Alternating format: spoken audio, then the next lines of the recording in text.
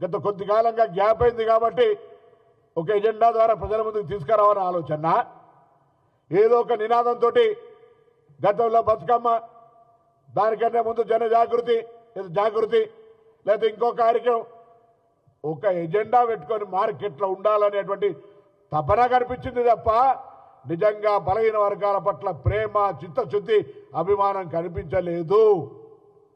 మీ పక్కనే కూర్చుండే కొంత BC MBC నాయకులు వాళ్ళు కూడా గుసగుస పెట్టుకుంటుంటే నాదాకినొస్తుండే, అరే ఇవాళ ఇన్ని రోజులకు మార్పు వచ్చింది ఆ బీసీల గురించి మాట్లాడుతున్నారు అని.